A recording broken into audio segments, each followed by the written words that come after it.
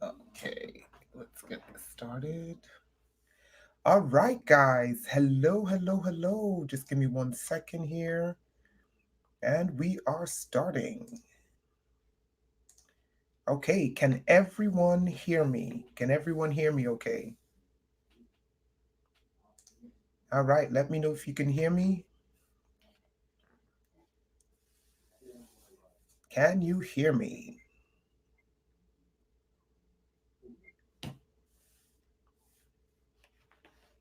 Wonderful. Okay, guys, can you guys see Mr. Jordan Maxwell and can you see me?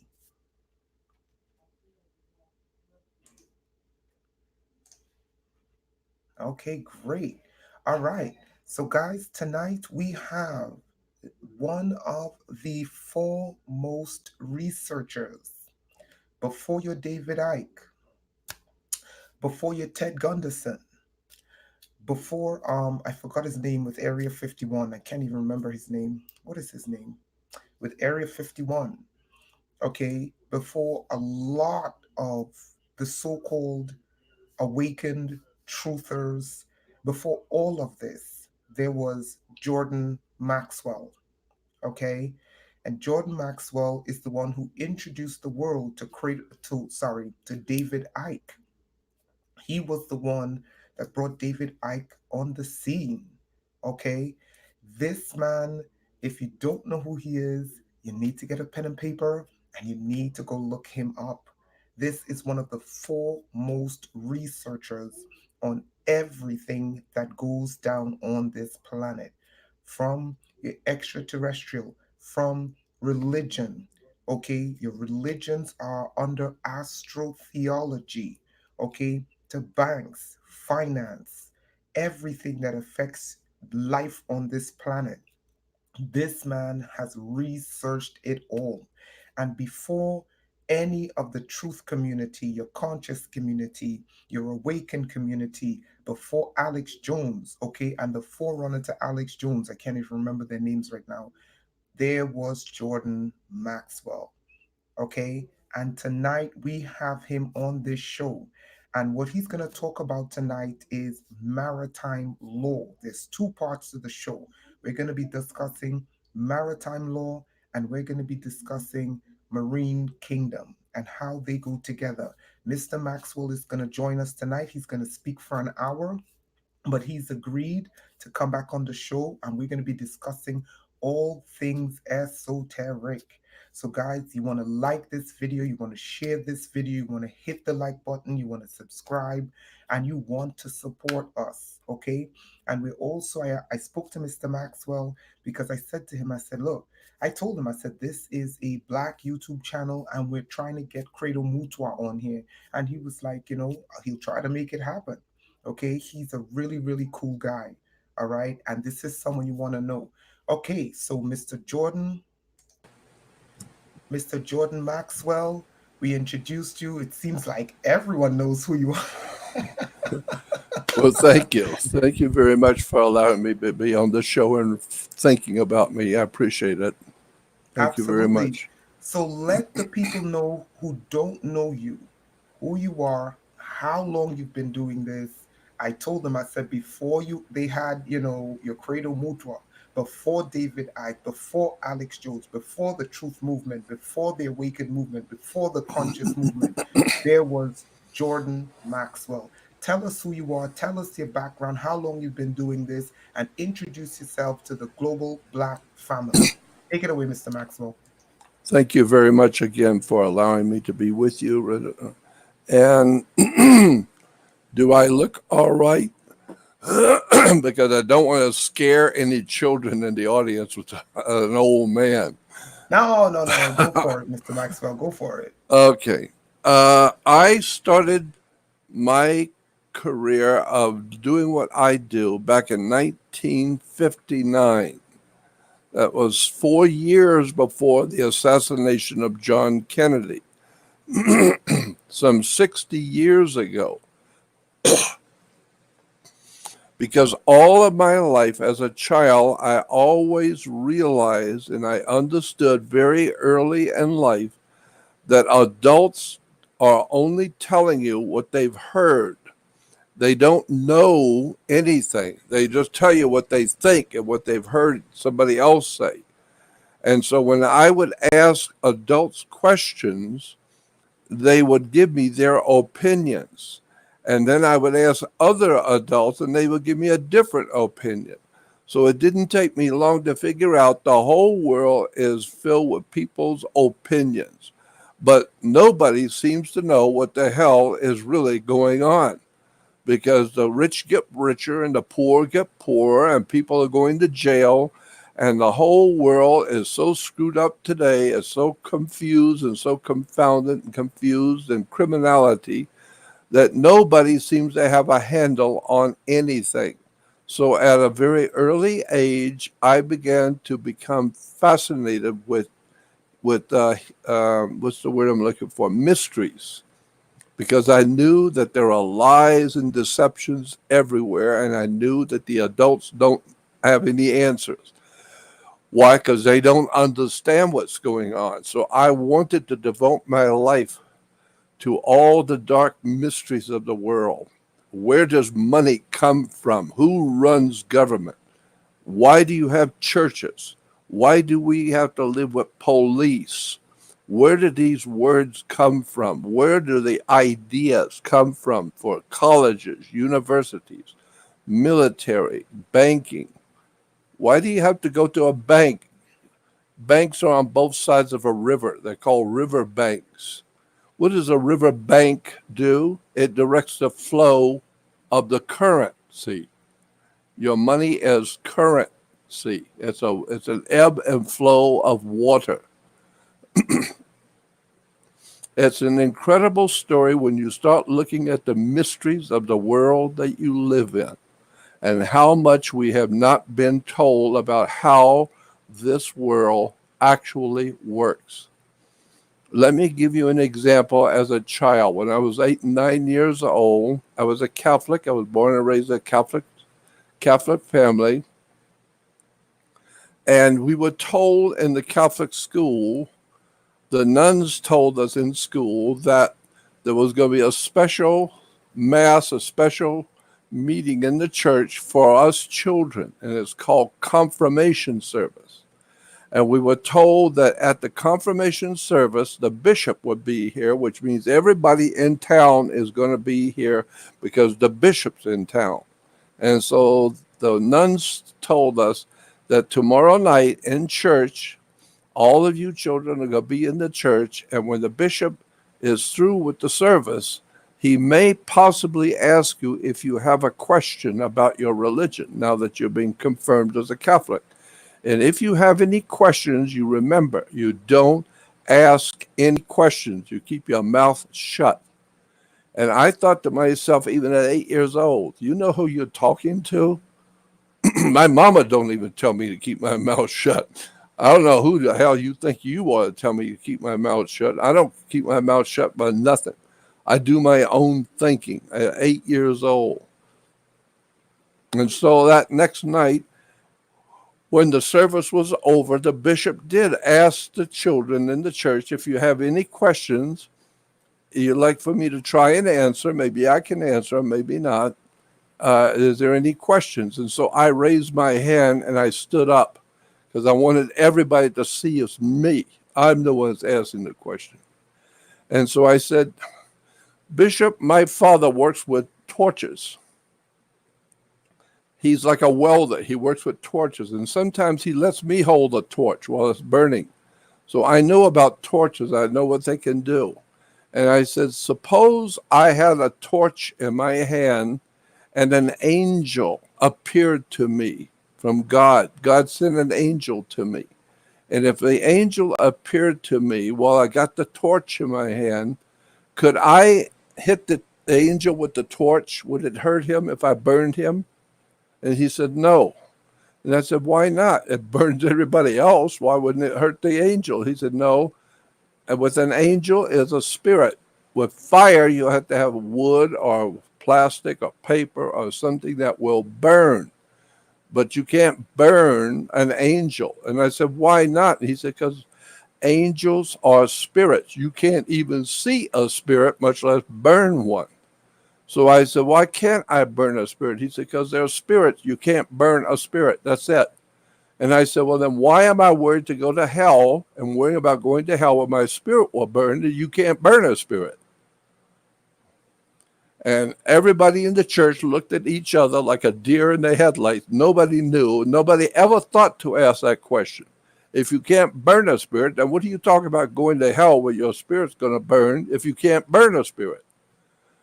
And so I realized at that moment, nobody in this church is thinking. And when everybody believes the same thing, that means nobody's questioning nothing. So I started questioning everything. Money. I mean, the first thing I did was start putting Alka-Seltzer in the holy water. So that scared the pea wads out of everybody. They see bubbling. I tell them that's the Lord Jesus in the holy water. And people have no idea in the world. They're adults and they have no idea in the world what I'm doing. And so I decided a long time ago that the adults are nothing more than grown up children.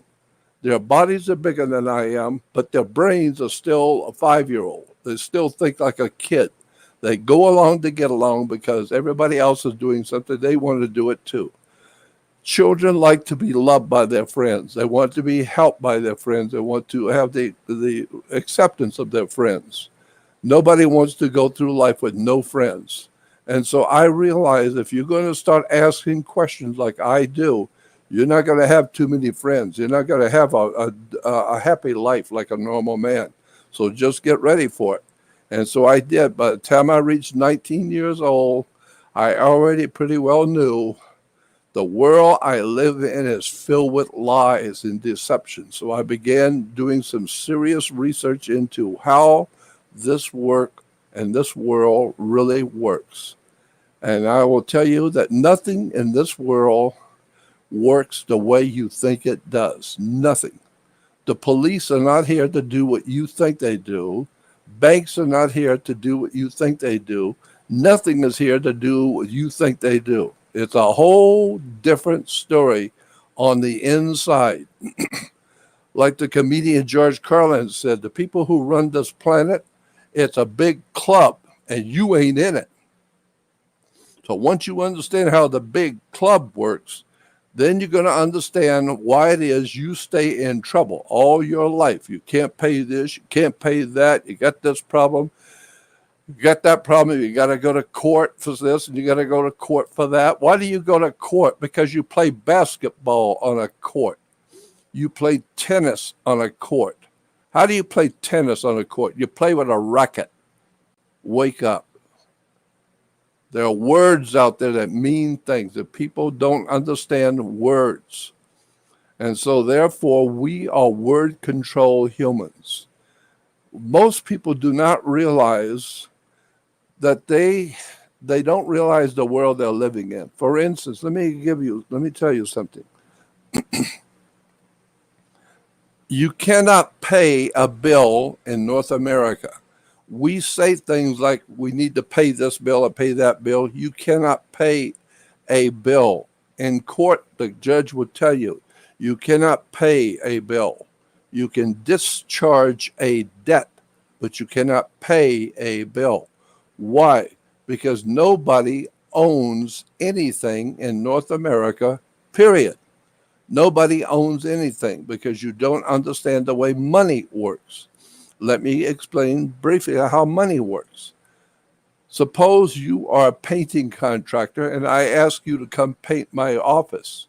You come over, look the job over, and you give me an estimate. You tell me it costs $100 to paint my office, and I agree. Now we're talking business. You are a contractor by the state, and we're talking business. So you give me a bill for $100. So when you're through with the job, what do? You come to me with a piece of paper as a contract and as a bill for $100. And you're expecting me to give you $100. So I reach in my pocket and I pull out $100 and I hand it to you. What did I just do? I paid you? No, I didn't pay you anything. Zero you got from me. You gave me a bill for $100. I gave you a $100 bill. Now, get it? If you had given me a bill for $20, I'd reach in and I'd give you a $20 bill. That's why it's called a $20 bill, a $100 bill, because it's a bill, it's a bank note. You now owe me. You owe me 100 because I gave you $100 bill. You gave me $100 bill. What the hell with you? I give you $100 bill. So now you owe me 100 and I owe you 100. So why don't we just keep a record of it, who paid who, and that's it. I don't owe you nothing. You owe me and I owe you. So we don't owe nobody. I don't owe you nothing. You don't owe me nothing. We're even. Why? Because you gave me a bill and I paid it off with a bill. So that means you don't own anything. Why? Because you never paid for anything. Unless you buy your home, your car, your boat, or anything that's big like that, unless you buy something of importance like your home with an allodial title, it's called Allodial, allodial. Allodial title means you own it, period. God cannot take it from you. The Queen of England cannot touch it. The United Nations can't touch it. Nobody can touch anything that has an allodial title. And so you don't have anything that's allodial title because people are taking stuff from you every day. They could take your house, they could take your children, they could take your car if you don't pay for. They could take anything they want from you in the government. Why? Because you don't own anything allodial title. So to understand how the world really works, you need to go back to the Roman Empire. Thousands of years ago, it was decided in the Middle East, it was decided that there were only two things on this earth, land and water. That's the only thing there is, land and water. So the Romans developed a system of law, which was called the law of the land and the law of water. So there are two kinds of law on the earth, the law of the land and the law of the sea. The law of the land means it's the law of the people who live on a particular piece of land. If you're in Africa, you need to live like the Africans, dress like the Africans, and eat like them because that's their custom. And if you don't like that, then get out of Africa and go home and go live the way you live. So that's why we're told, when in Rome, do as the Romans do. Why? Because it's the law of the land. The land is where the people live. But there's a bigger law that's much bigger. It's called the law of the sea, the law of water. And this law of water is banking law, money. Money is considered to be banking law. All right, it's the law of the sea. That's why we say money goes through your hands like water.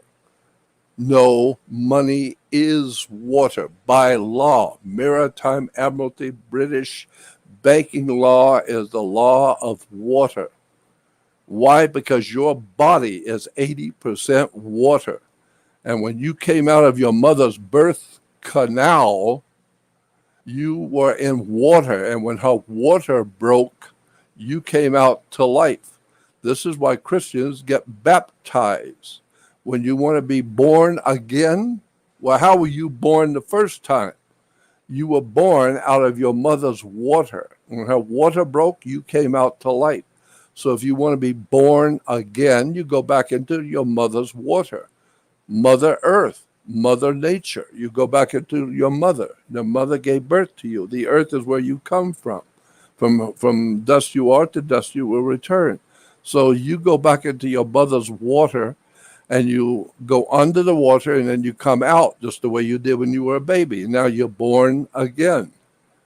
People don't realize these are just words and terms and symbols that are based on ancient things that you didn't know nothing about. And so when you go into a bank, you put your money in a bank. As I said, it's called a river bank. River banks direct the flow of the currency because your money is considered liquid assets. Liquid assets. It's like water. And as I said, money goes through your hands like water. No, It's the ebb and flow. When the sea comes in, the waves come in, the waves go out. The waves come in, the waves go out. And so it's a continual exchange. You got money coming in, yeah, but the money's going out. Money comes in, but it goes out just as easy. So it's an ebb and flow of a currency. And so our whole banking system is based on something called British. British, the word Brit is B-R-E-T, Beret. A berith in Hebrew is a contract.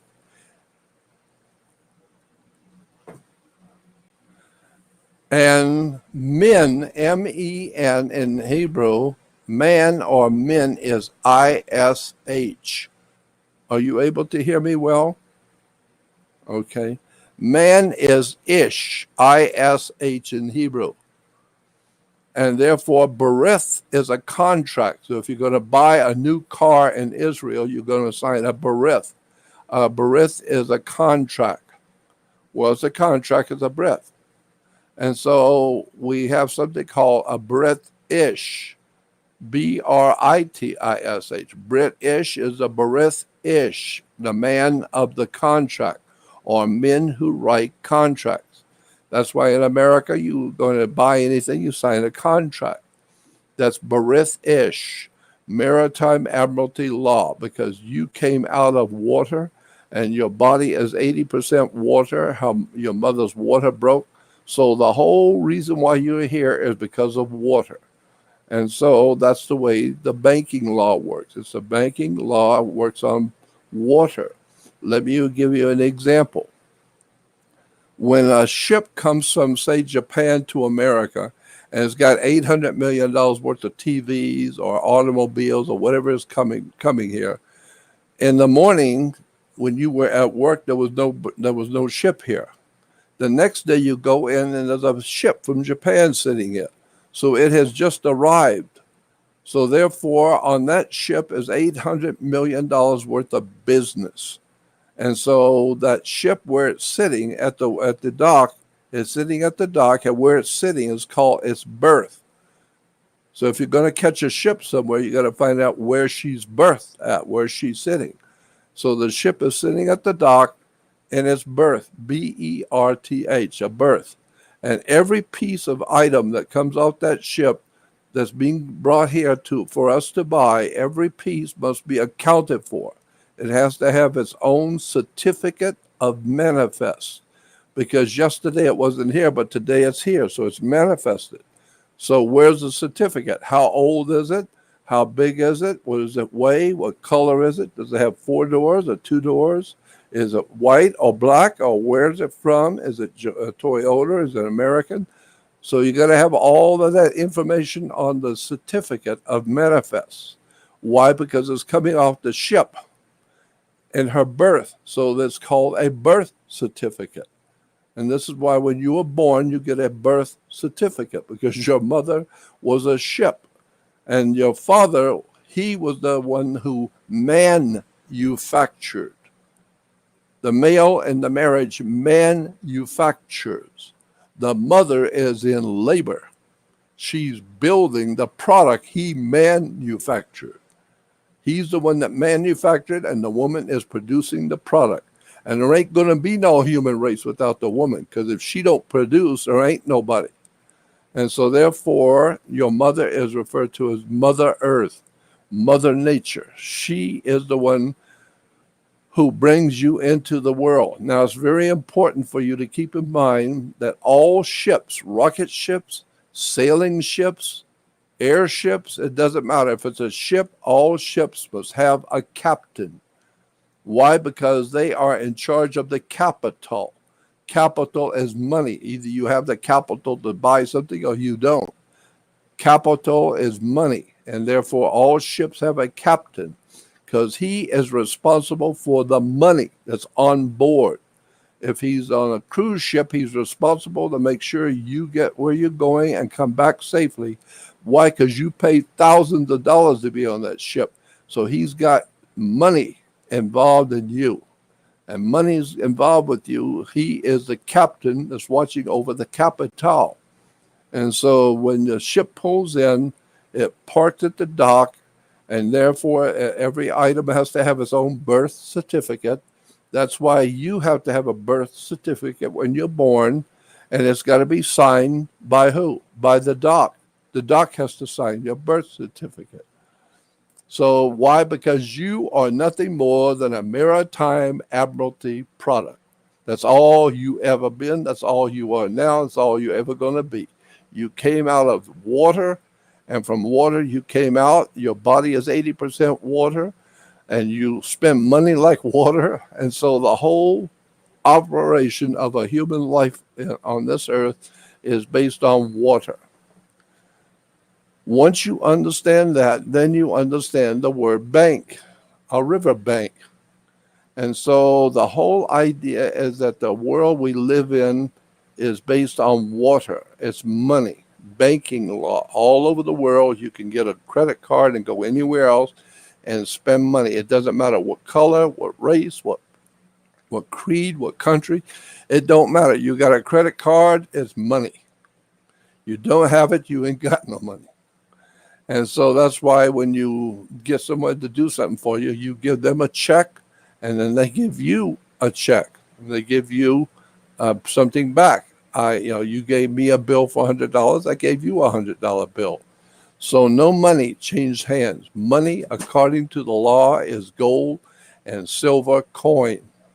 I didn't give you any gold coins or silver coins. I gave you a check. I gave you a $20 bill. I gave you a $100 bill. I didn't give you any silver or gold. So I never paid you anything. You were never paid. So the only thing anybody got was your labor. You gave your labor. And I balanced that out with the cash I gave you. So I never paid you anything. That means you don't own anything. So that's the name of that tune. And so, why do you have police? Why is there a police department? It's because the United States of America, that was founded back in 1776, way a long time ago, when the United States of America was founded, back in 1776, we were a republic. The country was called a republic. But after the Civil War in 1860s, there was a civil war in America. And we are told it was far more bloodier than anything America's ever been in before. There was a lot of bloodshed in this country. The blacks and the whites, the North against the South, the Republicans against Democrats. There was a lot of war and violence and bloodshed. Why? So it was decided that after the Civil War was over, the Supreme Court decided that there will no longer be on the earth a United States of America, because the country of North America is a lot of things, but united ain't one of them. We were not united, and we're not united now. There's a lot of hatred going on between the peoples of this country. Different reasons: cowboys against Indians, blacks against whites, all different kinds of animosities and people hating each other. So we're not united. We've never been united. We're not united now. And so why? And so what are you going to do with the people of this country after the Civil War? So it was decided by the international bankers, the Rockefellers, the J. Paul Gettys, the international banking elite, the Rothschilds, the guys who ran this country and who founded it for the money and by the money and of the money. The people who founded this country decided, well, if there's not going to be any more United States because we're not united, then how are we going to run this damn country? How are you going to run it? There is no country.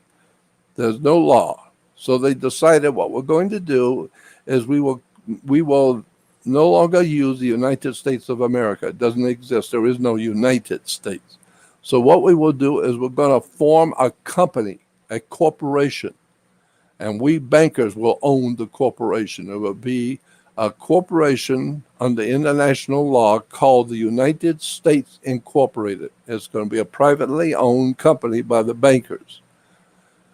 It's called a municipal corporation. It's going to be a corporation.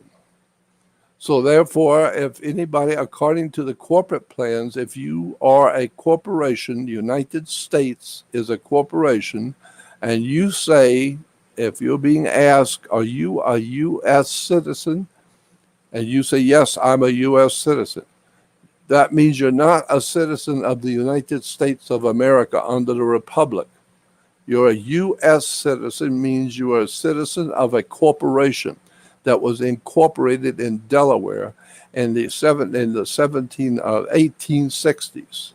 1860s, after the Civil War, there was a corporation founded, and you just said, that's why when the judge asks you, a cop asks you, are you a U.S. citizen? You say yes. That's what they wanted to hear, because you have now, out of your own mouth, said, yes, you are a member of the corporation. The corporation is called United States, and the United States Corporation appointed me to be a law officer. So therefore, you're under my law. I don't give a damn what you think, and you don't have no damn privileges. You don't have no rights. So don't tell me in no courtroom about your right. You don't have no rights. You are an employee of a foreign corporation called United States Company, the corporation. That's why when I see you come out of I see you come out of a restaurant at 2 o'clock in the morning with some guy you're with, and I call you the next day and I say, you know that guy you were with last night? Yeah, I saw you with him. He is bad company, and you better watch out for him. He's bad company. And you say to me, mind your own business. Business, company, and then I find out you're going to get married and he's going to be your partner. What are you talking about? Partner, business, company? Sounds like business to me. And thank God what you're doing ain't none of my business. And who I'm sleeping with ain't none of your business. It's just a business. You don't think so? Wait till that business don't work out. You're not going to God. You're going to court. You better bring your house and your money and everything else you think you own, like your children, because it's a business. You understand how the world works now? It's all a business. Do we have a few more moments? Yeah, absolutely. So someone asked if they can ask you a question. Is that open? Is that Yeah. okay, Maxwell? Anyone have questions to ask Mr. Maxwell? Okay, so guys, you see, we're not making this up. What runs the planet is maritime law. You got to get this, maritime law. And that's one area where we fail. We do not trade. Mr. Maxwell, so what country is the biggest country right now that is moving on the seas? What country in terms of productivity? Some would say it's China. All countries Mm, on the earth, mm, all countries on the earth are corporations. They are owned by someone. They're corporations. The United States is a corporation. China is a corporation. Islam is a corporation. It's a company. You don't think so? Mess with them on the stock market and see what happens to you. Christianity, the Vatican is a corporation. They got a corporate head. United States, all corporations have to have a president. So we got a president. And all corporations have to have a vice president. So, okay, so we got a vice president. But corporate law says all corporations must have a secretary treasurer. Well, then we got a secretary treasurer of our corporation. But here's the point: corporations cannot make laws. That's very important to remember, that a corporation cannot make a law. They can only have a policy. They cannot have a law, because the first time you read in the paper that Sears or General Motors has come out with a law, and the law says all people in America have to do this, this, and that. Who says so? General Electric or General Motors says so. Ford Motor Company says so. You say, what are you talking about? Ford Motor Company make a law. Ford Motor Company is not empowered to make laws. You better go back and do your homework, friend. Ford Motor Company don't run this country. They don't have any laws. They can't make any laws. But if you go to work for Ford Motor Company, they do have a certain control over you. They'll tell you what time to be there, what time to go home, when you can have lunch, and how long, how many breaks you can take. Those are not laws. God didn't write that. God didn't say you have to be to work at 7. Ford Motor Company said it. So it's not a law. It's a policy. And so when you buy a pair of shoes from Sears or some big department store, and after a week you bring it back and you want your money back, they will not say, no, this is a law. The law says you cannot bring this back. And the law says I cannot give you any money back. No, the law don't say nothing. But it is the policy of the corporation. They will tell you, our policy is not to do this or that. And we can't do that because it's not our policy. Well, suppose you say, I don't care what your policy is. I don't live by your policy. I don't work for this company. Your policy don't mean nothing to me. Well, how is the company going to back up? How are they going to back up their policy? How are they going to back it up? With arm or with strength? How are they going to back up their policy? They're going to have police back up the policy, spelled the same way. That's why you don't have lawmakers in Washington, D.C. You have policy makers. And the name of our government today is public policy. Why? Because they will decide what they want to do with the corporation, and you go along with it because you're an employee of a company, a corporation. So they're not telling you what you have to do. They're just suggesting you want to be a part of this country. Yeah, then you do what we tell you to do. It's our policy. And if you don't like the policy, we'll send out the police to show you that we are backing up our policy with arms, with people with guns. It's our policy that you need to mind your business and stay out of the streets and don't give the government any problems, because if we catch you out on the streets with a riot, we're going to deal with you, because that's our policy, is to keep everything peaceful. They're called peace officers, and we don't want people out in the street rioting, because that's not good for our business. So that's why we have police. They back up the policy by the police. So it's a very interesting way of looking at the world, how the world really works. Banks, religions, government. Christianity is a corporation. It was incorporated in the Vatican back in many hundreds of years ago. The Vatican incorporated. It became a company. It became a big company. And that's why today, even in America, you have the Marine Corps. Corps is short for corporation. This is why when you die, you are a corpse. But while you were alive, you were a corporation. And so that's why you were a corpse. Well, now you're a corporation, but you're out of business. You're defunct and you're out of business. Mr. Maxwell, we have a question. So Habibi Jan asked, what are they doing with all the profits of the business of humans? They are operating dark, secret projects that cost trillions of dollars to do. Trillions of dollars. Big projects, major projects, so big you've never heard of them before. And that's why they need the money. They need the money because each one of our bodies, that's another point I didn't bring up yet. Your physical body is a security on the New York Stock Exchange. You're worth about $6.5 million to $7 million. If you call the stock market, there's a certain place you call in New York to the stock market to find out what a particular stock is worth. And you call them and you tell them, I was cleaning my grandmother's garage and I happened to find an old piece of paper. And it's a security on the stock exchange. And I want to know, is it valuable? Is it of any value? I don't know. Can you tell me? And they will say, give us the stock number. And you give them the number on the back of your Social Security card. Your Social Security card has numbers on the back. You give them the numbers on the back of the Social Security card, and they will come back and say, "Oh yes, that's worth $6.5 million." To who? Who owns it? And they will give you your name.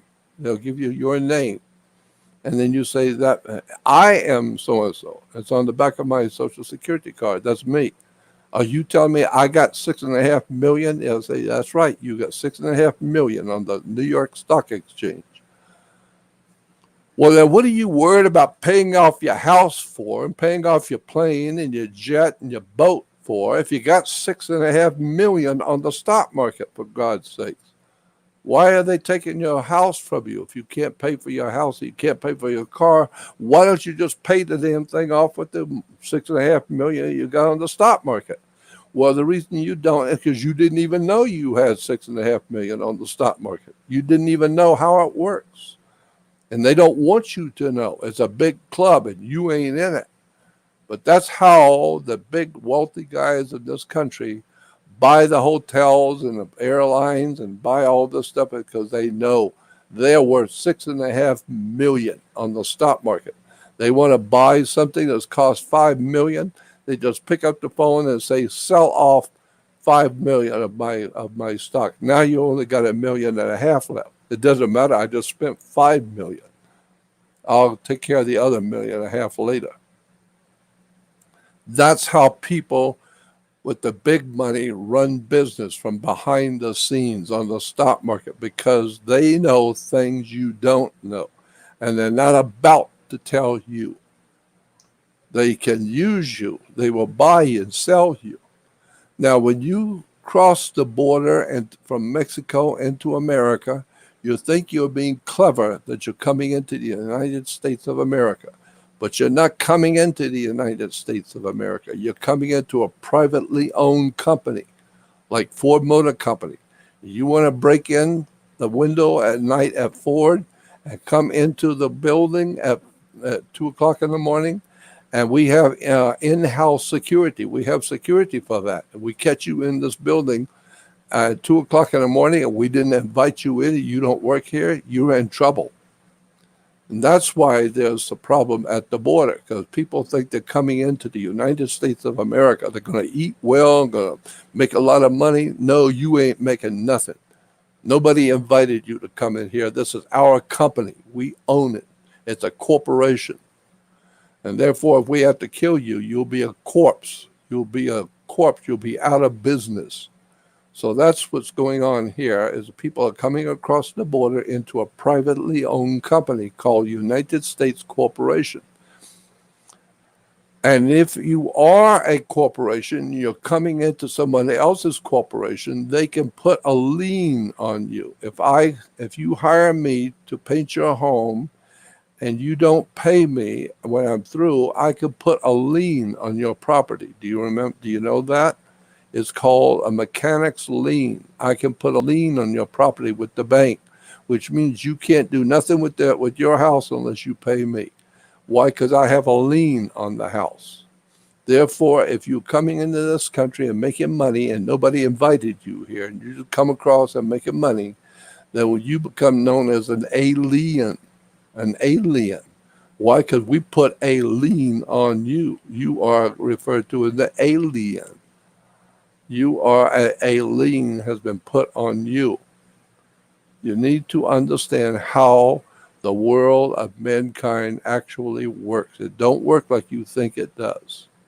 We could talk for hours about courts and judges and why do judges wear black robes? The same reason why Catholic priests wear black robes. Same reason why Jewish rabbis wear black robes and Darth Vader wears a black robe. And all the demons in movies wear black robes, right? You got Dracula wears a black robe, but so does the judge wear a black robe. He's there wearing the same black robe that Dracula's wearing, because somebody's going to die tonight, and so that's why black robes represent the planet Saturn. Saturn was referred to in the ancient world as Lord of the Rings. Of course, Saturn is the Lord of the rings around Saturn. He's Lord of the Rings. So therefore, the ancient peoples in the Middle East called the Phoenician Canaanites, we call them Jewish people today. They're not Jewish, they're Phoenician Canaanites. We call them Jews. And so today the Jews are still making movies about their God. Their God is Saturn, Lord of the Rings. So that's why Hollywood is making Lord of the Rings. Something else you need to know, and keep this in mind. In Europe, America was first colonized by Europeans. The Europeans came from north, east, west, and southern Europe. All over Europe, they all ganged up together, got in a boat, and came over here and settled in America. And so they were called Europeans.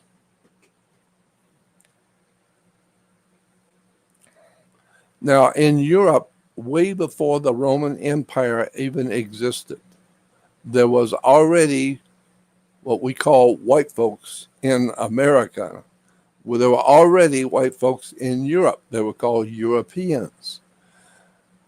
And they were referred to not as Europeans back then, thousands of years ago. They were called Celtic Druids. Druid. And so Celtic Druids were very powerful people in Europe. They controlled the banks, the law, government, religion, doctors. I mean, anybody who's anybody in Europe was a Celtic Druid, a Celtic Druid. One of the most important symbols in the white man's world of Europe, thousands of years ago before the Roman Empire, one of the most important symbols for power was a magic wand, like Merlin the magician with his magic wand, Mickey Mouse with his magic wand, and orchestra leaders today leading the orchestra with a magic wand. Magic wands were always made out of the wood of a holly tree. It's made out of Hollywood. Get it? Once you understand that Hollywood is a white man's magic over the whole world, and this is why the Europeans were from the north, east, west, and southern Europe. Anything that happens in the north, east, west, or southern, or S, is news, News, News, north, east, west, and south. So anything that happens in the north, east, west, and south is news. That's where we get the idea of news. So you need to understand that Hollywood is the center for the magic of the Druids. Today, the Druids are referred to, the Druids referred to themselves. We call them Druids in history. The Druids referred to themselves back 1,000 years ago, 2,000 years ago in the Roman Empire, when Rome took over Europe. It confronted the Druidic people. The Druidic peoples called themselves Hebrews. Hebrews, so that today, when we talk about Hebrew and Jewish, they're not Jewish or Hebrew, they are Druids, like Hollywood. The Jews of Hollywood are promoting their magical system of words and terms and symbols that you don't know nothing about, and you just get all involved in it because you came into this world as a baby and you didn't know nothing. And as you grew up, you didn't care to know nothing. You're just out there drinking your beer and watching ball games and watching your football and baseball and tennis ball. And my God, think about all the different sports that are based on a ball. Ping pong ball, tennis ball, football, soccer ball, bowling ball, anything. Why ball? Why are the balls?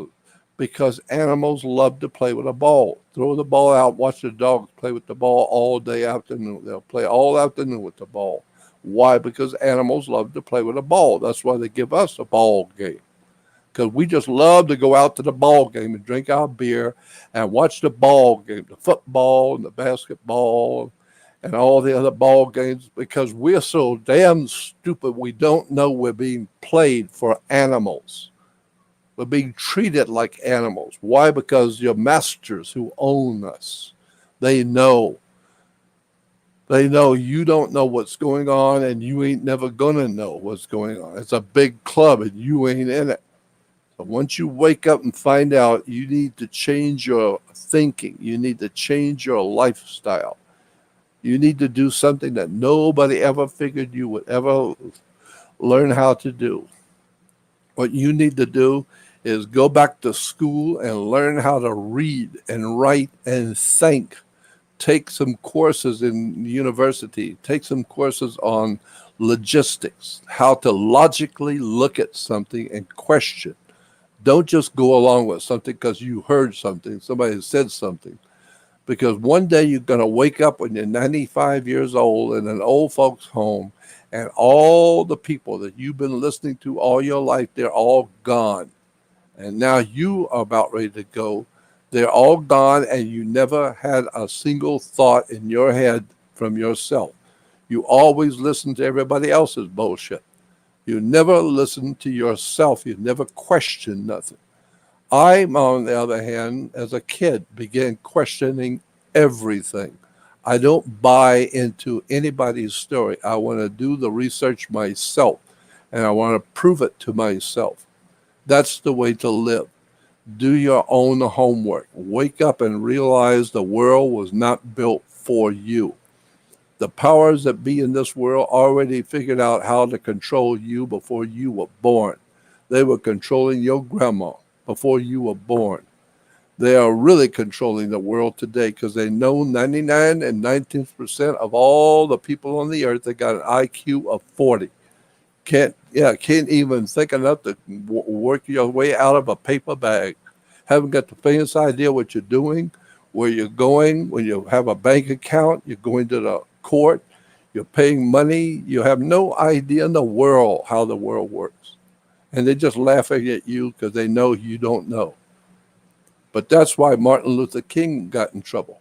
As long as he was talking about the differences between the colors, between the whites and blacks, that's okay. Go on, rant and rave all you want. But when you start talking about the people who have the money and the people who don't, that's when the money comes in and said, wait a minute, son, you talk about the money now. You messing with the powers that be. We're going to have to deal with you now. You didn't bring that. If you hadn't brought that up, you'd be okay. Just talk about the blacks and the whites. But when you find out the blacks and the whites don't have no difference at all, there ain't no difference between people at all. Blacks are marrying whites, whites are marrying blacks. There ain't no difference in people. Woman is a woman, and man is a man, period. Children are children, period. So there's no difference in any of us. We're being kept at each other's throat purposely.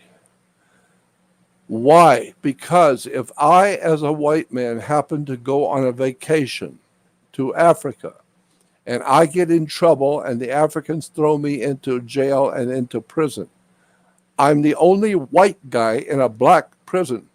Everybody else in prison is black except me.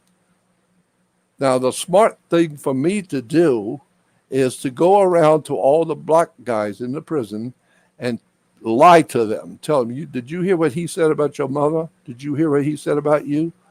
And then now I've got this black guy against that black guy.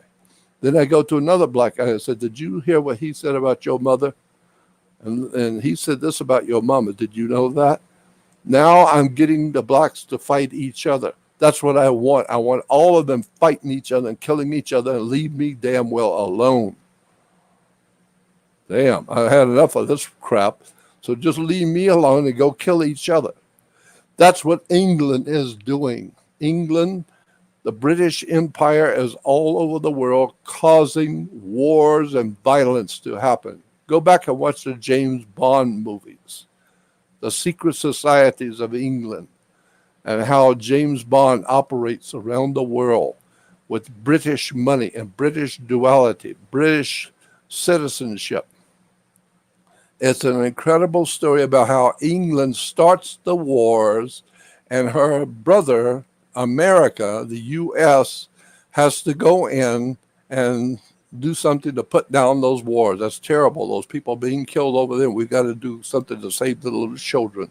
We got to go over there and save the people. You ain't saving nobody. You don't want to damn well finance it.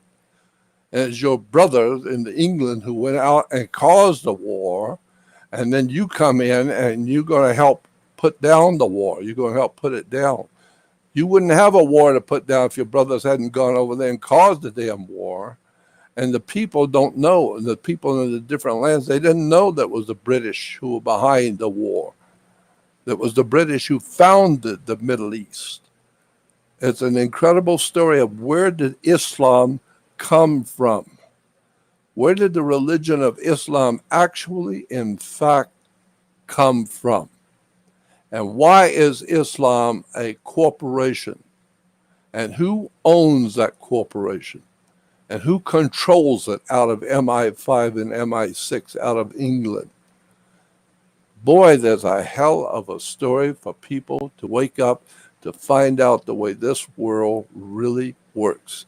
And there ain't going to be too many white folks telling you anything I'm telling you. You ain't going to read it nowhere or see it nowhere. You're going to have once in a while somebody will come along who's got the guts to tell you how the world really works and why America is so powerful. It's so powerful because anytime there's a war, we go in and we kill everybody. There ain't no war. When we go in, we kill everybody on both sides. Shit, we kill the leaders. We kill everybody. Men, women, children, dogs, anybody, whatever it is, we go in and we stop the war. Why? Because we took it over. And so when we leave a country after the war, we damn well own it and we run it. Period. So you need to understand nothing works the way you think it does. Nothing. Jordan, I have a question. So, breaking the bond said, how do we use the waters in order to financially break away from the system? Can we get out of this maritime law? No, That's what I figured. Because it's there too is powerful. no way. There is no way out of maritime law because water covers the earth, and so all human creatures are worth money on the world stock market. But unfortunately, nobody seems to understand how this stuff works. I mean, when you talk about Wall Street and all the bankers on Wall Street are crying and wailing about what's going on in there because they're losing money on Wall Street, is that like the Jewish wall, the Wailing Wall in Israel? And the street that runs right up to the wall is called Wall Street. You better go back and check on who's running Wall Street and the connection between what we call Israel and Germany. There's a big connection here that nobody knows about between the Jewish people and the German people. And that's a big story. And once it comes out, it's going to come out one day because I'm going to bring it out. If the gods allow me to continue to live, I'm going to bring out a story that's going to knock you over when you hear it. The connection between what we call the Jewish people and the German people, and the United Nations, and how international banking works, how this whole entire world structure was all set up a long time ago before your grandma was even born. And that's why I've been doing this kind of research for over 60 years. And you need to appreciate that when I say 60 years, that means I have not been working in the corporate world to make a lot of money. I don't own anything. I have nothing because I knew a long time ago if you're going to spend your whole life looking at all the dark secrets and lifting the rocks and seeing all the roaches under the rock and find out who's doing what and how they're doing it in the dark, you're not going to make friends and you're not going to have a lot of money and you're not going to have a family. You're not going to have nothing. It's a big club and you ain't in it. And so I have spent my whole life doing research on how the world actually works. And therefore today I own nothing. I have nothing. I've got nothing. And I live on contributions and donations of which I don't get very much. Why? Because I'm not a famous movie star. I'm just an old man who has been pursuing wisdom and knowledge. Jordan, quick question. Do you have a cash app? Say it again. Do you have a cash app? A cash app? Yeah, okay. So we're gonna have to like, okay, we're gonna If you try to. go on my website, Jordan Maxwell Show. You must add the word show, SHOW. Jordan Maxwell Show is my website. So don't go on Jordan Maxwell Show and send me an email and say, Jordan, is this really your website? You damn well it's my website. I'm telling you, you're seeing me. I'm saying my website is jordanmaxwellshow.com. So go on the web to jordanmaxwellshow.com and you will see an advertisement that says Jordan Maxwell Research Society. Click on Jordan Maxwell Research Society. It will take you to my second website. The Jordan Maxwell Research is a major, big website where I'm putting all of the secrets of the world out there for anybody to read and see and listen to all the lectures and the audio and the video lectures, all the secret society symbols and emblems and words and terms and how the world actually works and all the symbols that are fooling you and tricking you. I put it all there on my research society. And so when I have people writing me and calling me and say, Jordan, there's so much out there. Where do I start? I mean, where would I begin? I always say, why don't you begin with me, fool? Begin with me. I'm the one that's done it for 60 years. Hell, I put it out there on the website so a 6-year-old can go on the damn web and read it all. I got all the pictures and the documents and all kinds of stuff on there that is exposing the whole world. All you got to do is go on my website while it's still up, and it may not be up much longer. So if you want to know all the dark stuff that I've been involved in all my life, go on my website, Jordan Maxwell Show. Jordan, we want to know how to support you. Like some people want to send you donations. So how do we send you support donations? Thank you. Go on my website to Jordan Maxwell Show, and on the right side you will see an advertisement that says, if you'd like to support Jordan, click here and make a donation. Or that's the one way quickly. It's right there on the website on the right hand side, Jordan Maxwell Show. If you'd like to support Jordan, click here and make a donation. Or if you want to, you can click on Jordan Maxwell Research Society, and you have to make a small donation, a one-time donation for a lifetime subscription of all of my work. All my work for one-time small donation. But that small donation gives me enough money, instantly gives me enough money to pay my webmaster, to keep the website going, to pay for all the stuff I have to pay for to keep the website up. It all costs money, as you know. It all costs money, and I don't have any. So if you want to go on my website, you can avail yourself of all of my dark secrets that people don't know nothing about. It's all on my website, research website. And it helps me financially if you can do that. Jordan, and one thing, when we get off, maybe tomorrow, I'll try to help you set up a Cash App, okay? Because it's the 21st century, and Cash App, you get it right away, okay? So Yeah. not tomorrow, Wednesday. Let's talk Wednesday, okay? So let's continue. So someone, okay, so we answered that question. Let me see if there's any more questions. So that way, when we do interviews, I have people who are like, "How do we support you?" Instead of sending it there, Cash App is instant, right? Yeah. And then want to Well, go. it's instant for me too. If you just make your contributions on Jordan Maxwell's show, is an Oh, instant. It's a PayPal, but the moment you put the money in, I get it immediately. okay, great. Let me say one more disclaimer, guys. It's not jordanmaxwell.com.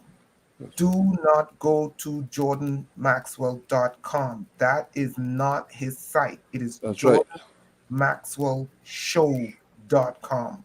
Jordan Maxwell Show. And also, when we were talking, I had to let him know there are a lot of fake Jordan Maxwell websites. Okay? So be aware of this. Jordan Maxwell Show. And we got to show our love and our support for him for bringing us information that no one is bringing us. Okay, Jordan, go ahead. Sorry to cut you off. Thank you. Well, my point being is that, as you said, there are other websites out there that have my name on them. They use my name because they know people know me, and they sell products under my name, so they're making money off of me. And I'm 80 years old, living by myself in one room. I sleep on the floor, and I got nothing, while other people are making huge sums of money off of me and my name and my face and my picture. But there's only one of me, and I'm not going to be here much longer. I'm 80 years old. I'm not going to be here too much longer. So if you want to help me, go to Jordan Maxwell Show. That's me. And make a contribution. If you just click on the PayPal and make a donation, I get it immediately. And this way I might be able to stay alive for a couple more days. Okay, and another thing, so Chaneli Lepore says that she believes that you evaded some of the answers to the questions. No, actually, that's me. I'm trying to get all the questions asked, and the main question that I kept getting asked was, how do we get out of this system? And he answered it. We can't because it's global. Okay, maritime law, he explained that we cannot get out of this because they've been doing this for so long and it's global. Every country is a corporation and every religion is a corporation.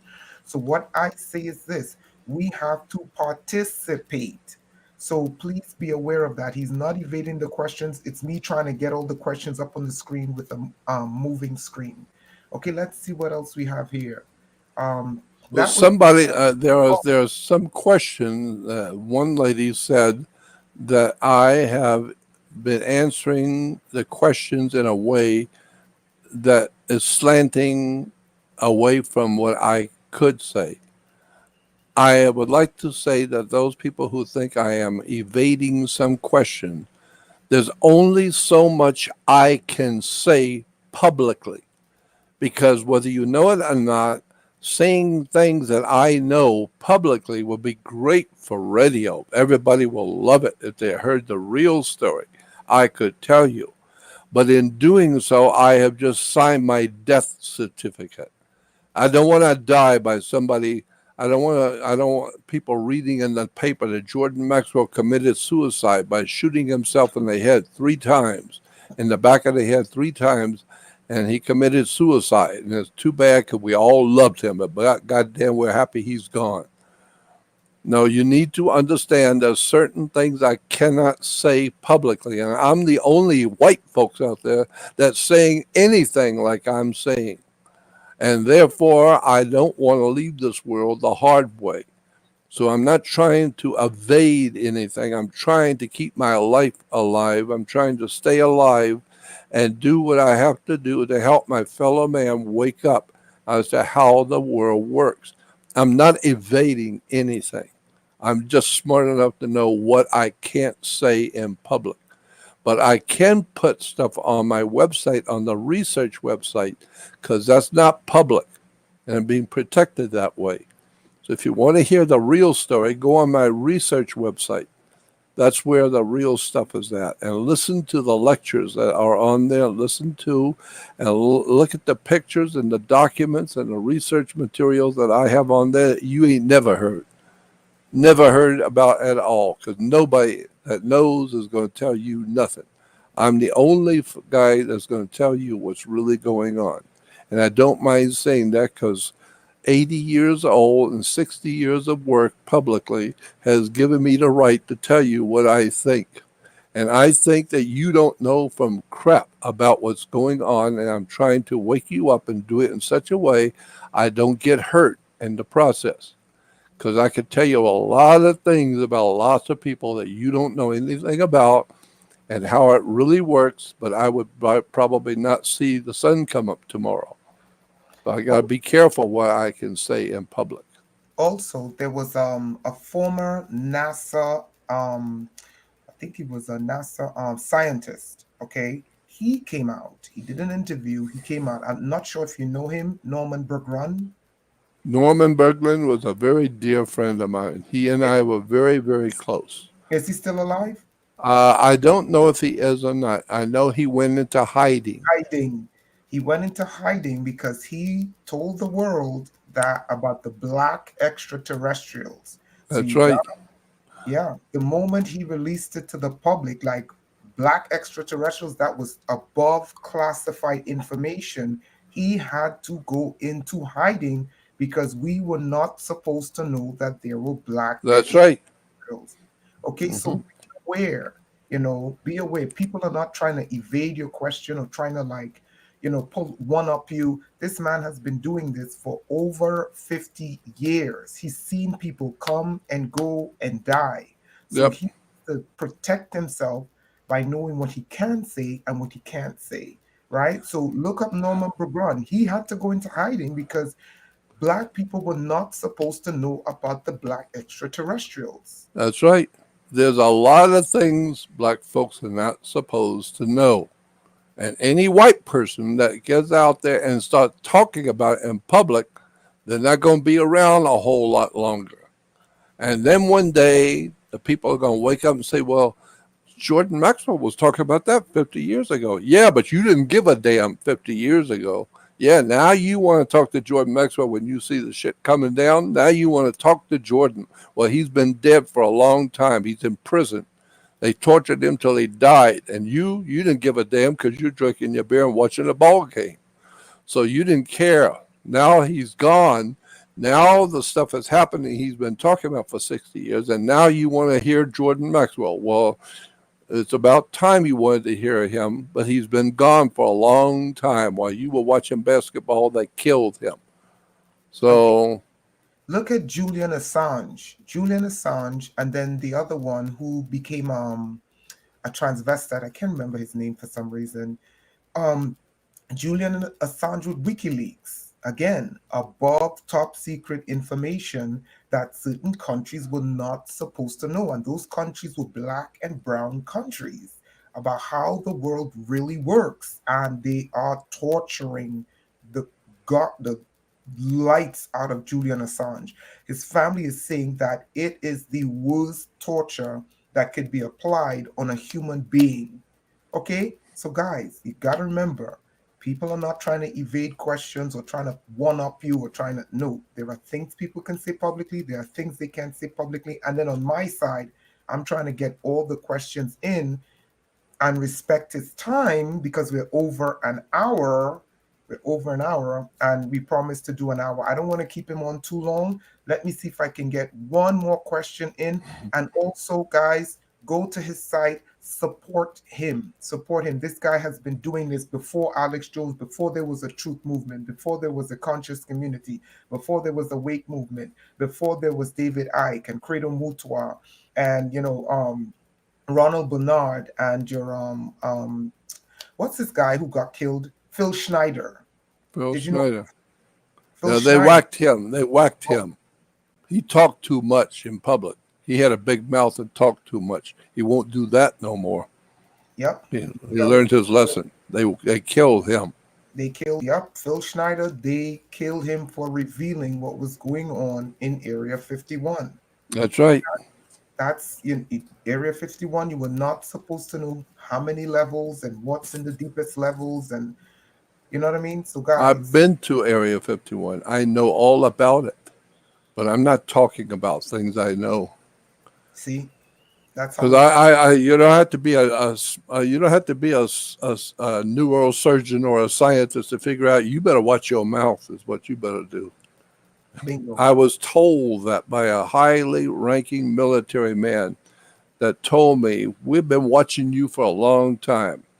And wait till you get a knock on the door at 3 o'clock in the morning. And you go to the door, and there's three officers out there, federal agents, and they say, are you Jordan Maxwell? Yes. Step outside, please. I said, no, I'm not stepping outside. They said, we have an order here, and we will come in to take you if you don't step outside. So I step outside, and they say, we're here to tell you, you better watch your mouth. You're talking about things you're not supposed to talk about in public. And we are here to make sure you understand you're not going to do that any longer. You better watch your mouth. So here I am trying to talk to people again to help people to wake up. I'm just an ordinary man pursuing extraordinary knowledge. I don't claim to be any top lawyer or any big shot in the government. I'm just an ordinary guy who happened by chance to be in the company of extraordinary people and have learned a lot of things you've never heard before that I know about. And so I'm happy to try and share with the audience some of the stuff that I know about that I can talk about. I don't know how much longer I'll be here to do it. So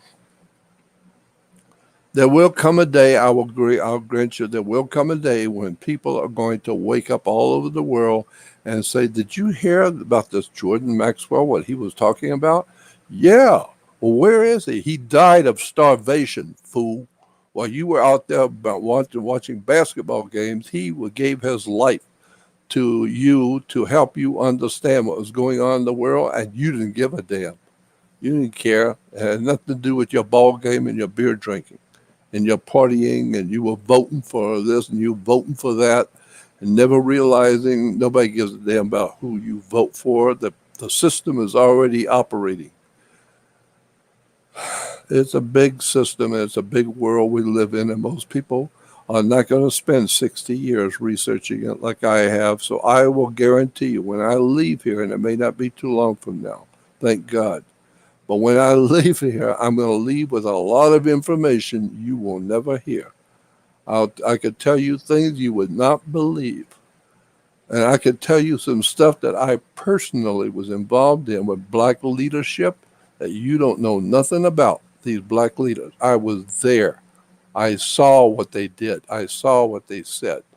I could tell you some things about black leaders that will turn your hair white. You have no idea in the world what I could tell you about black leaders. I'm not about to because I know about that the blacks have their own mafia. They have their own organized criminal syndicates. And I know all about them. I've been there. I've seen them. I know what they do and I know what they're capable of doing. And I know I'm not capable of fighting a whole system, a criminal system, and not me. I'm not going to fight nothing. I just try and keep my mouth shut and hope to stay alive for a little bit longer. But there will come a day when I will be gone and people will wake up and then they will want to know. And by that time, everything I've said will be wiped away and nobody will be able to have access to it. Nobody will ever be able to hear what I could have told them. And what I'm trying to tell them now, nobody's ever going to hear it. I'm gone. And when I leave this world, I know that's what's going to happen. Anytime somebody who is very knowledgeable dies and leaves this world, his work is destroyed instantly. We don't know what Nikola Tesla knew and what he could have done. We just got a few little incidents of what Nikola Tesla was able to do, and that's brains. That's transforming, boy. When you find out what that guy was really into and what he was really up to, his name is Nikola Tesla. Hell, they got cars today called Tesla. If you find out who he was and what he was doing and what he was into and how much he didn't tell you, when the stuff he did blew your mind, yeah, but he didn't tell you the really interesting stuff he was into. That's the same thing that's going to happen when people find out about me. Oh, we want to know about, where's Jordan Maxwell? He's dead. He's dead and gone. You didn't give a damn about him when he was alive, so why worry about him now? The information he could have given you, if you had been smart enough to listen, you would have learned something. And then you could teach your children how to think and teach your friends and your neighbors and your children how to think and how the world works. That's what I wanted to do. Mr. Maxwell, I have two more questions and then we're going to let you go because I know you have another interview. One question from Critical Music says, ask him to break down the meaning of Christ and his disciples. And then the second question is, how did you learn all of this information? And Yeah, guys, before you answer, please go to his site, support. My channel is really good with this. Go to his site, support him, sign up, get the research, learn it, because the way these people operate is as soon as the person's gone, they erase everything or they send in, black ops to steal everything. You know how it goes. Go ahead, you're Mr. right. Mr. What Max. was the first question again? Break down the meaning of Christ and his disciples. Yeah. First of all, in order to do that, I got to ask you a question. Who owns the sun?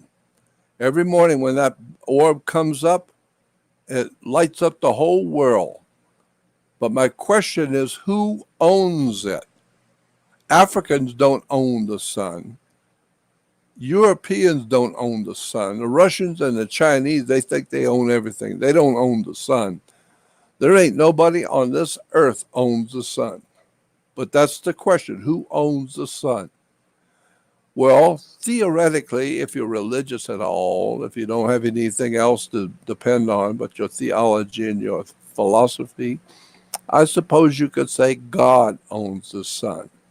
That makes sense. Well, if God owns the sun, and there's only one sun, there's not five of them, there's only one. So God only has one son. He's the only begotten son. He's God's son. And the Bible says God's son is the light of the world. Of course, the sun is the light of the world. What else lights the world if it's not the sun? So once you understand, when you talk about Jesus and God's son, you're talking about sun worship.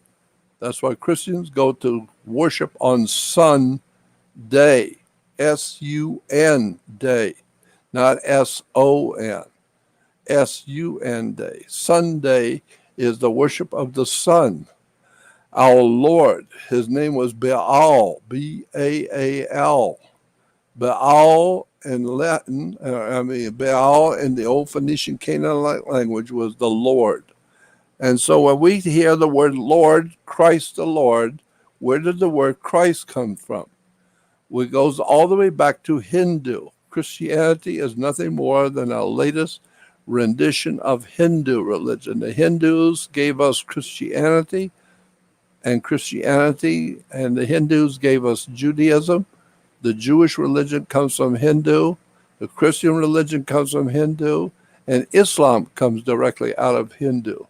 But people don't know that. They don't realize that Judaism and Christianity and Islam are three major religions. Why three major religions? Brahma, Vishnu, Shiva, Osiris, Isis, Horus, Father, Son, and Holy Ghost, Abraham, Isaac, Jacob. Always three. All the gods of the ancient world were triune gods. Brahma, Vishnu, Shiva, it becomes Jesus, Mother, the Father, the Son, and the Holy Ghost. So you need to understand that the religions of this world all go back to Hindu, all go back to ancient Egypt, which was North Africa, goes back to ancient Africa. It's an extraordinary story of where our religions have come from. And this is why Jesus is referred to as God's Son, the light of the world. Of course, the sun is the light of the world. Well, yeah, but he is our risen Savior. Of course, it's your risen Savior. If the sun don't come up, you're dead in 3 weeks. So that's why the sun is your risen Savior. Because if it don't come up, there's going to be no food growing, no children growing, there ain't going to be nothing growing. It's going to be freezing cold real soon. If the sun don't come up and warm the earth every day, we're going to die of starvation. In 3 weeks, the world of mankind will be gone. Why? Because we need to have the sun rise. It does rise every morning because Jesus, God's Son, said he would return, and so he does. He returns every morning about 5:30. And he has 12 helpers. He had 12 disciples. That's right, the 12 brothers of Joseph. The 12 tribes of Israel, the 12 major prophets of the Bible. Look in the Bible and you will see 12 is everywhere. Why 12? Because there are only 12 months of the year. And those 12 signs of the zodiac. The 12 signs of the zodiac are the 12 apostles, the 12 brothers of Joseph, the 12 tribes of Israel. There were no tribes of Israel. It's just a story. There was no Moses. So if you talk about Moses did this or Moses did that, you need to go back and do your homework before you go out in public and talk about Moses, because everybody who's educated knows there was no Moses. Moses never existed. And all of those characters in the Bible, they never existed. So there was no ancient Israel. So don't be talking about no ancient Israel because there was no ancient Israel. It never existed. There was Africa and the Africans existed, but there ain't no ancient Israel.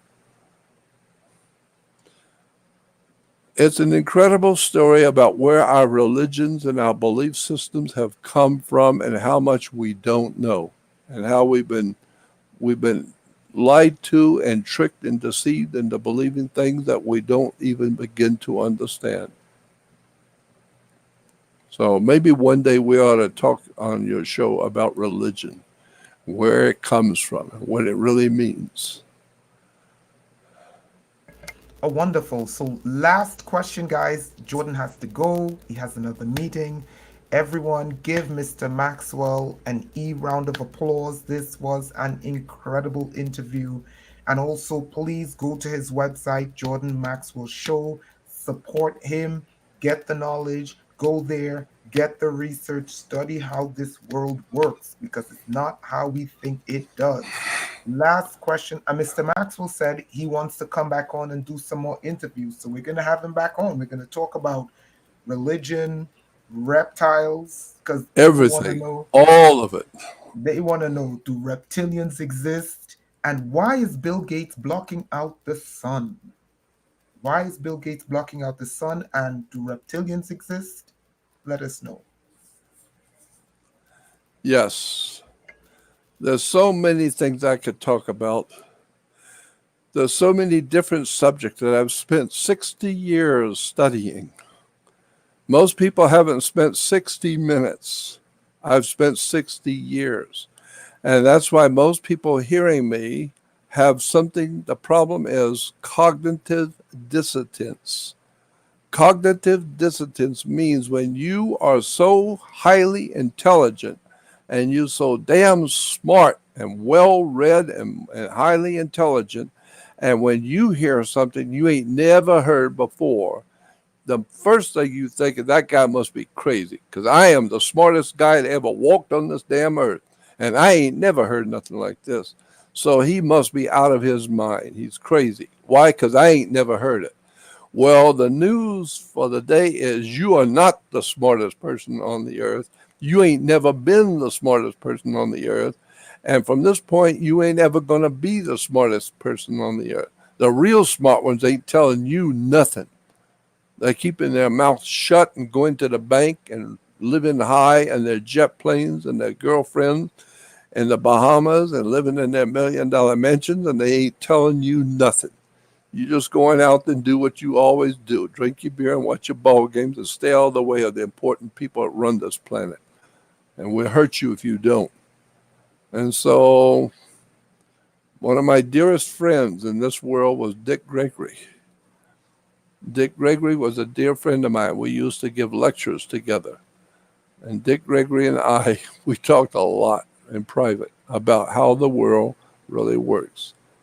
So, if you're really interested in following the dark side of the world you live in and wanting to know all the secrets that the old man could tell you, go on my website to Jordan Maxwell Show and join my research society, Jordan Maxwell Research Society. A one time small contribution for a lifetime of subscription, a lifetime subscription. Anyway, just know that when I leave this world, I'm going to leave this world with a lot of knowledge. It was very difficult for me to learn and very difficult to live with. But I live with a lot of knowledge that you'll never know, things that you've never been told and you will never be told.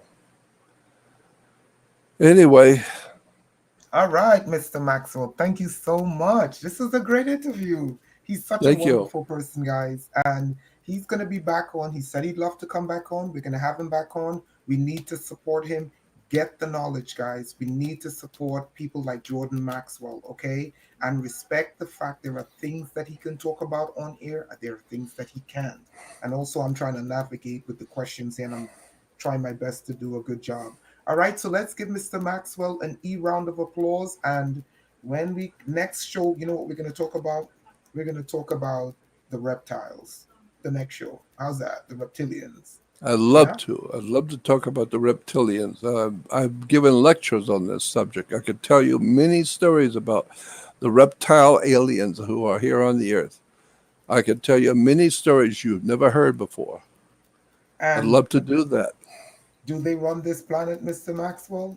You can bet on it. You can bet on it. I can show you things with your own eyes, seeing it, you wouldn't believe. Now you know what runs this planet, guys. All right.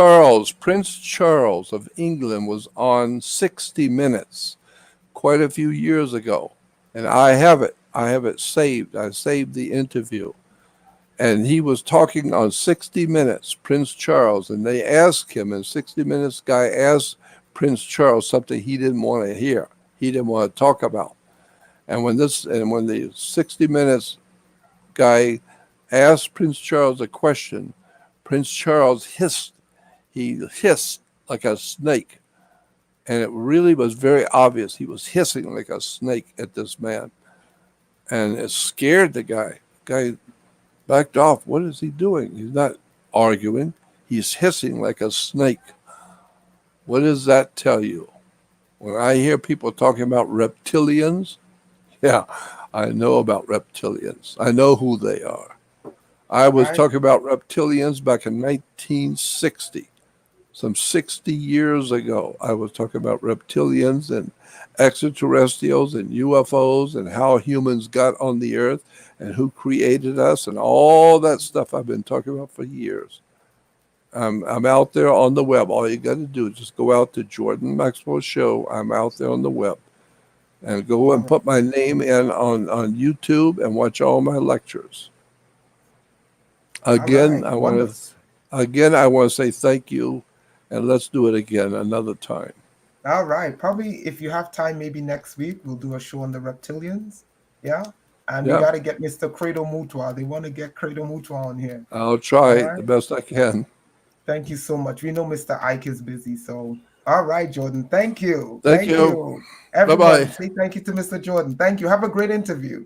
You. Thank Thank you. you. Thanks.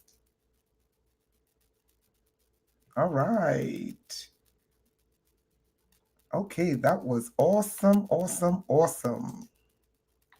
That was wonderful, guys. What do you guys think? That was a great, incredible interview. So, guys, thank you so much. So, we have someone on the line, The Awakening.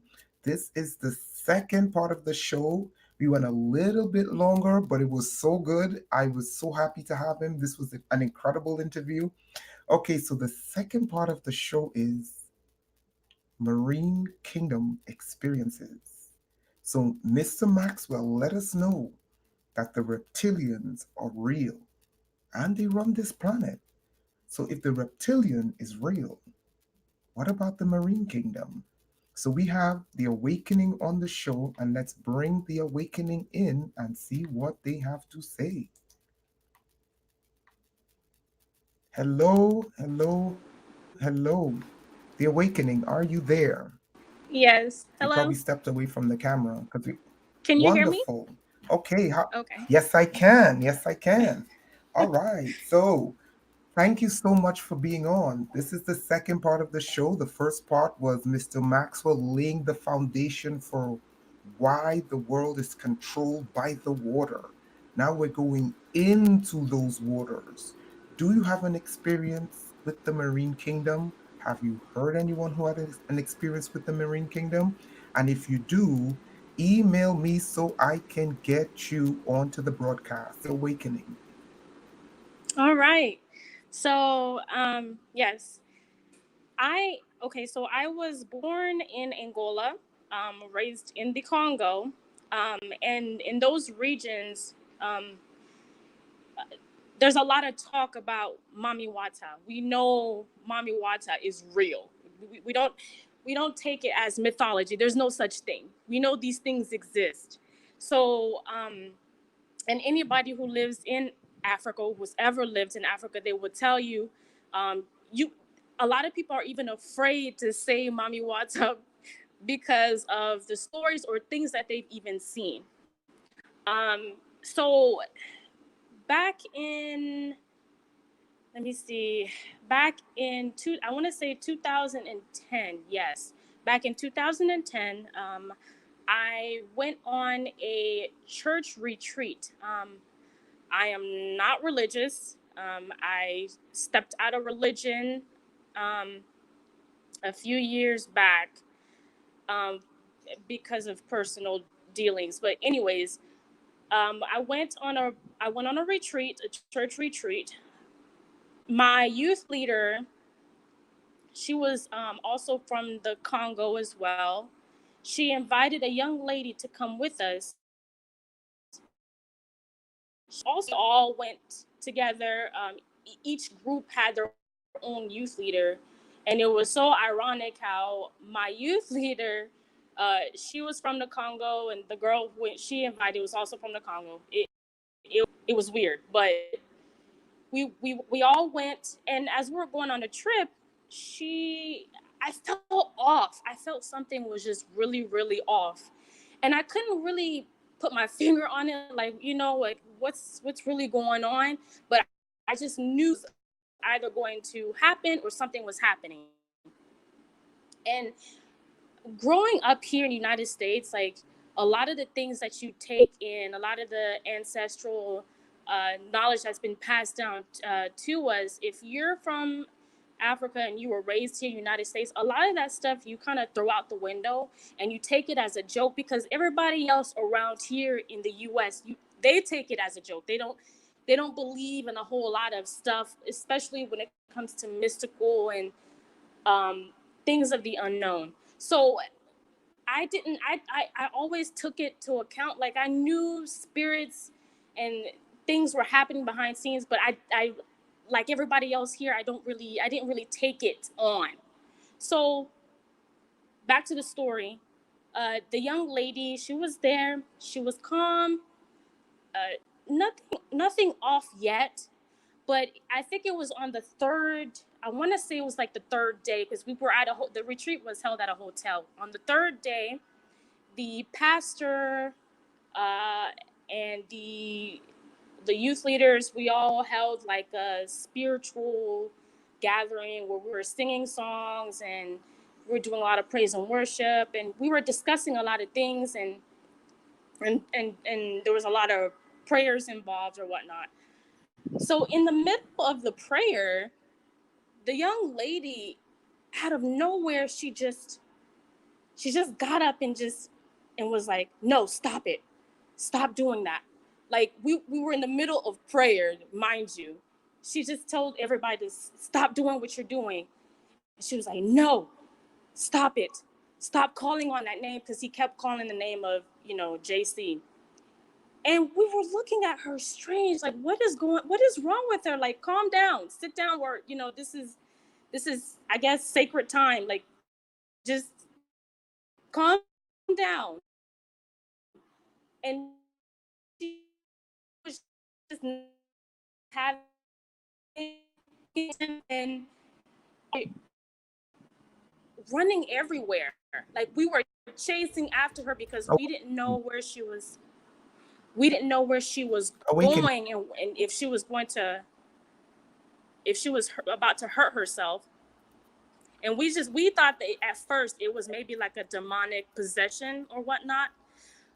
But what made it interesting was she ran out and went downstairs, and we found her laying by the pool. And when the rest of us, like me and my youth leader, we came to her, and she was actually going to submerge herself into the water. We pulled her back so she wouldn't do that. The rest of the crowd, they came down and they were looking like, what is going on? Me and my youth looked for from Congo. We knew Awakening. what was going on. Awakening. Can you hear me? We tried to pull back. Can you hear me? Okay, you have to start over because can you hear me? Yes, I can hear you. Okay. When you started speaking, after you said the name JC, everything was cut off from there. So you have to Oh find a God. stable place. Yeah, that's okay. That's okay.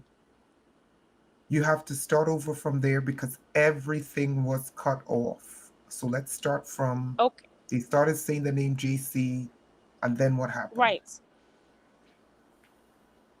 Yes. So the pastor kept calling on the name of JC, and some of us were even speaking it.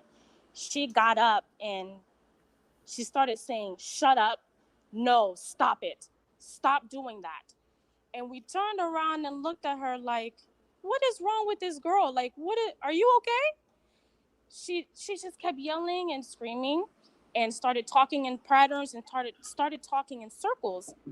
We thought that it was a demonic possession until she started running around the hotel like a mad woman. And me and the other youth leader, we chased after her because we know when it comes to demonic possessions, because that's what we thought, they sometimes they can use you to harm yourself. So she ran out. We ran after her. Uh, we ran out. She ran outside towards the pool, and she was laying there like a murderer. And before she can even submerge, because she was about to, when I say she was about to plunge in, she was going to plunge in. She was about to submerge herself into the water. We actually ran to her and tried to pull her back and pull her away from submerging herself into the waters. And as soon as that happened, me and my youth leader, we looked at each other and we knew right then and there was Awakening.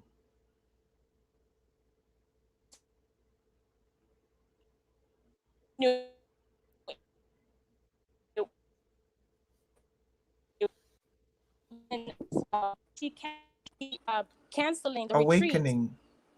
Yes, Awakening. You were yes. cut off again. Okay, You were cut off again. The moment you said you looked at the youth leader and you knew it was completely cut off. Go ahead. okay. Me and the youth leader looked at each other, and yes, we knew that this was not demonic possession. Like we knew, we knew. And everybody else who came dashing down to see what was going on, in their minds, even in the pastor's mind, he's thinking this girl is demonically possessed. And we're looking at him like, no, no, no, no.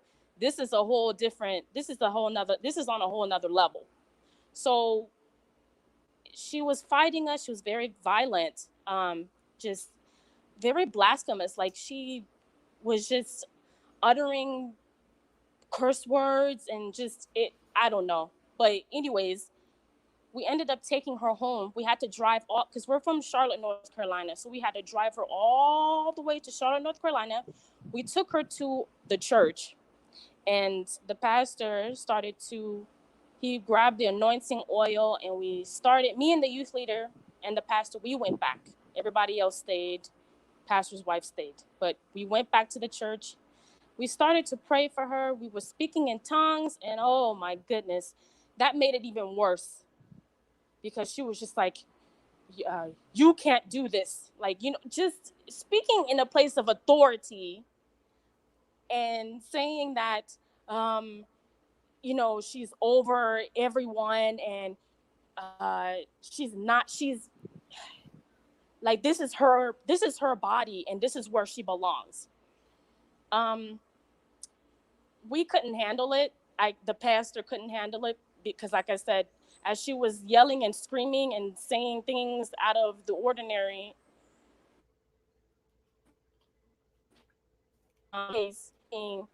trying to bite.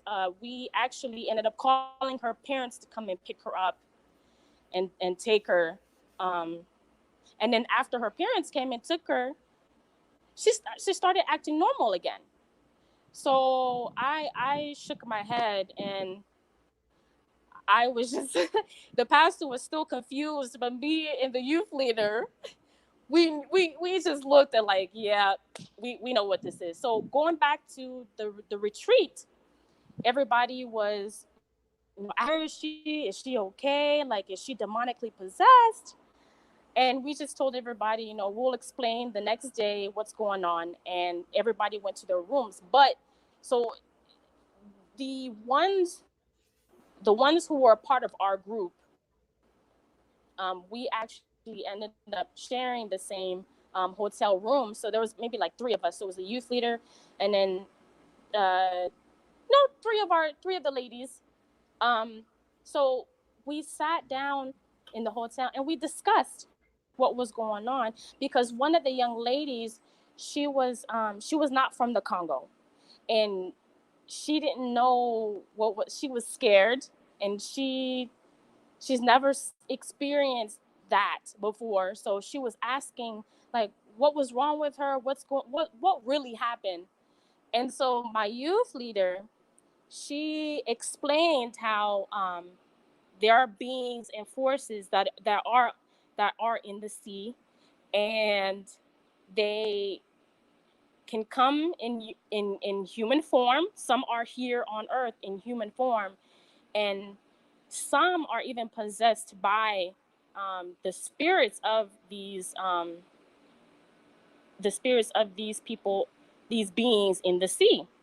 So apart from that, she gave her own story of how when she lived in the Congo, she went to her uncle's house for like a vacation, and her uncle had a pool in the backyard, and the pool, I guess, they will go in and they would swim every night, and they would leave the pool. And my youth leader would say that after maybe around 3 a.m., she would wake up in around that time, and she would go outside because she would hear people laughing, like, people laughing and splashing, just playing in the water. And she's like, she goes and looks in the window, and she's like, there's nobody here. Why am I hearing people laughing and splashing water as if people are in the pool right now and there's nobody here? And so her uncle was telling her, because she went back to her uncle the next morning, and she was telling her uncle what she was experiencing. And her uncle said, was just looking at her like, you're crazy. Like, there's no such thing. You're probably imagining things. And so she looked at her uncle like, no, I'm really hearing people in that pool. So then they called in a pastor from there, and the pastor came in, and I guess they were praying over the house and everything. And when that happened, I think there one that same night that they did what they did, they came out. Her uncle was present as well, and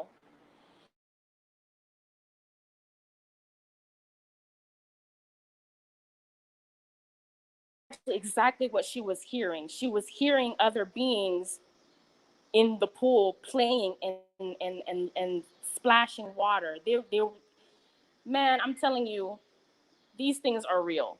It's not a joke. It is not a joke. Um, I I honestly, since that day of the young lady at the retreat, I can never say that there's no such thing as Mami Wata. Mami Wata is real and she's present.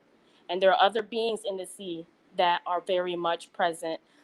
There was a church that I used to go to, and it was actually wasn't a real church. It was more of a place where we used to go to, where all the Africans will come in together, and we would we called it combat spiritual, which is in French for spiritual combat. It was a place where we went to in secret, and we would pray and break down demonic forces and any forces that come against us, and etc., etc., etc.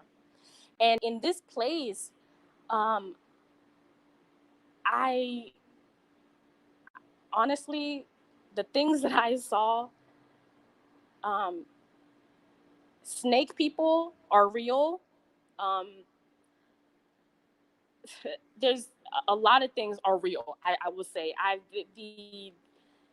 the amount of stories while we were there at this at that spiritual combat spiritual, it was unusual. There were people barking like dogs because they had I guess their bodies were um, possessed by the dog spirits. I mean, there were just so much going on. There were dreams I would dream while I was there of people in that church trying to kill me. I mean, it was a lot.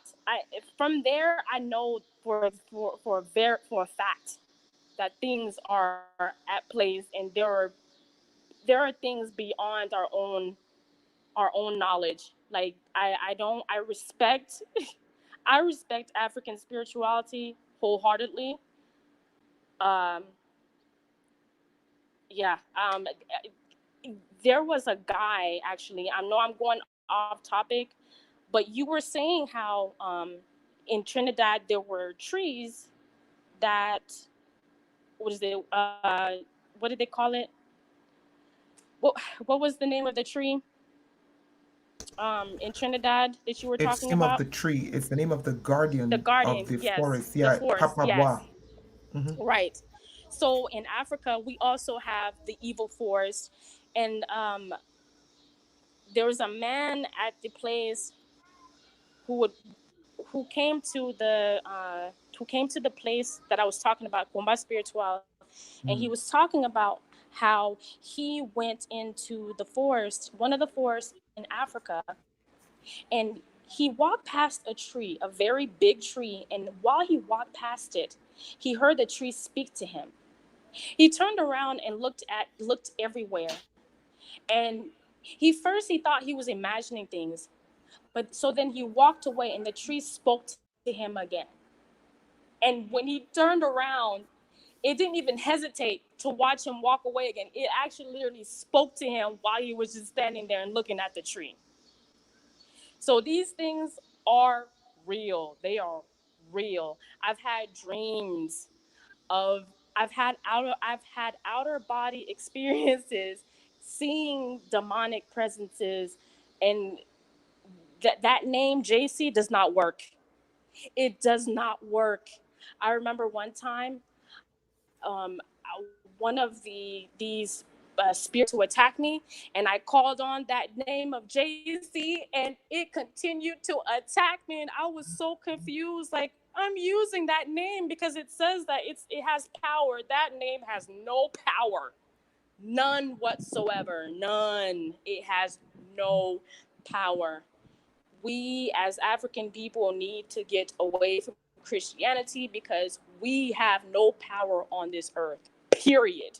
None. Not with we have no power with that religion. We have no power with any religion. We have to go back to our spirituality because our spirituality has force.